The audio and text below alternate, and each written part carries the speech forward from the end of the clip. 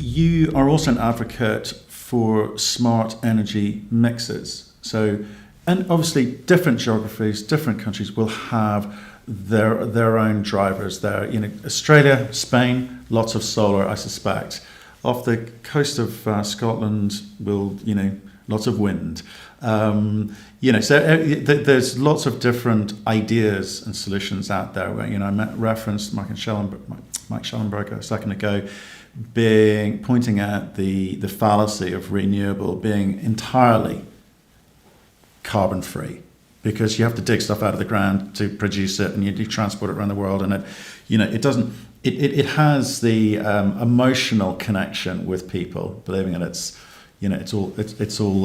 all good stuff, but the reality is somewhat different. That's not to say we shouldn't do it. So you've obviously had a good look and a rummage around renewables as part of your learning. What would you say to people in terms of how the world should be looking at this? Because I think you're going to some clues there. This can't be bottom up. This has to be top down. It isn't going to come from decentralized small bore solutions at a household level. Ultimately, some of that can aggregate up and make an impressive contribution, but it's far from what we require ultimately to get to where we're going.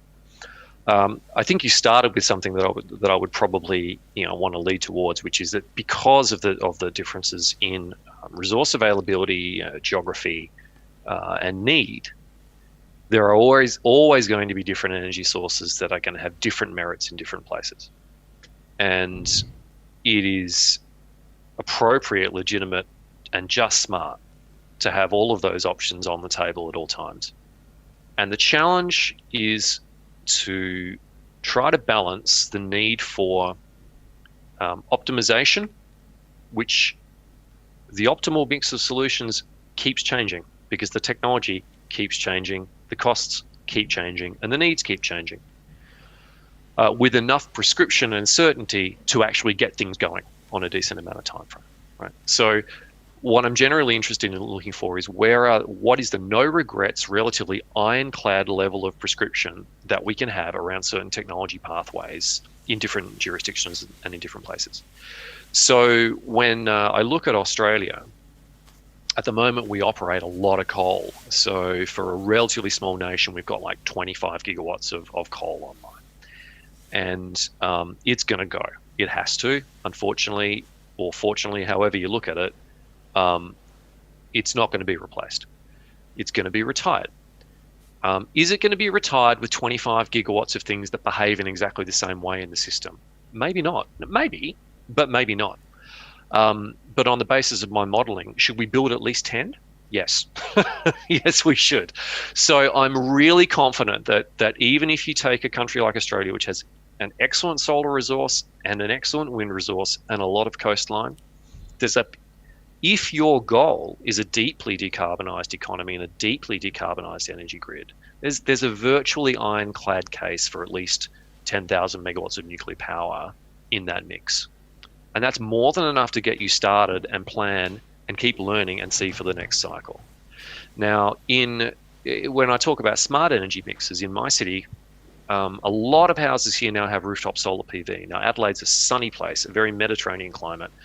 Makes a lot of power, and that's cheap electricity now. That's good.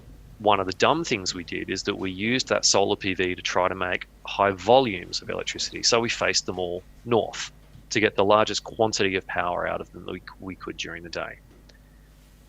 I keep stressing to everyone, we should have faced them west because that's when the power peaks. We should have used the solar PV to create high value electricity. So the difference in the value of electricity on a stinking hot day in Adelaide, when everyone's running their air conditioner between midday and between 5 and 6 p.m., and by the way, it keeps getting hotter until about 4 or 5 p.m. here on those days. And then everyone's come home, all the offices are still running, all the houses come home and flick on their air conditioners. The difference in the wholesale price in our market can be thousands of dollars. The strain on the network is sky high at those times. And if all of those units were facing west, that's when they'd be maxing out their production, and that'd actually be an aid to the network and an aid to the grid. They'd be lowering the demand on the distribution network, lowering the demand on the transmission network, lowering the demand on the generators, because they're producing power when we need it most. Whereas when they are north facing, they peak in midday, and they're seriously waning by the time that 4 to 6 p.m. period comes around. That's just what I mean by smart. That's not pro or anti-solar. That's just looking at how does the network work and what's the best use of that technology in that need. Whereas what we're creating now is the same thing they have in California, is this duck curve effect. As that is waning and the demand is peaking, you've got to ramp a long way, hard way to go up there.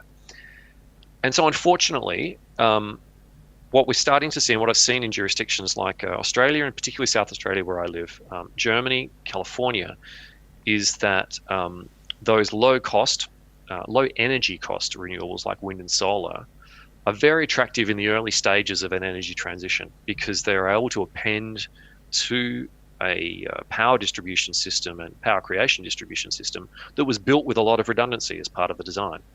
And so they profit off that redundancy because there's enough of everything still there. It gets harder in a non-linear way as that penetration goes up. And that's where we must be smart about what we're doing. What's the right amount of everything used in the right way? The beautiful thing about nuclear technology is that it can work pretty much everywhere and it isn't weather dependent. So there's probably a role for it. In Australia, is there going to be a role for onshore wind, offshore wind, and solar in getting us to that position? Yeah, I'm virtually certain that there is. And certainly the degree to which they brought their costs down over the last couple of decades has pulled that in really strongly. So I'm not as hard on that position as, say, Mike is. And he and I see certain things very, very similarly, and we see this one a little differently. He may yet be right, but on the other hand, from a decarbonisation perspective, nuclear probably at the moment isn't on the footing to actually go and deliver all of that right now. So we're going to be getting more wind and solar. I'd like to see us using it in a smart way. And to work out what that optimal mix is, if it's going to be more nuclear, it's going to need to be better nuclear. It's going to need to be cheaper nuclear. It's going to need to be nuclear that's easier to deliver. It's going to need to be nuclear that just makes it so much more of a no-brainer for investors, communities, governments to bring onto their system, and that's part of the challenge. So yeah, I think wind and solar is going to have a big role everywhere. When you look at Kenya, they've done quite well with their hydro geothermal resources. Why wouldn't they? I mean, they have it. They have quite a good shallow hydrological geothermal resource. That's a really smart way for Kenya to make power. So bring it into the mix. So I'd like people to do their best to set their ideology aside, remain open to the evidence, look forward just a medium-term way into the future and decide, well, what are our best steps with the reasonable time horizon that we've got, understanding that we need to take some action and we're not going to be able to optimize perfectly, but what can we do that's relatively smart and no regrets, and have gateways and keep reappraising as we move forward. Under that sort of a framework, I see a strong future for all of those technologies. Ultimately, end game, if you make good enough nuclear, it can pretty much do everything, but we're not there yet.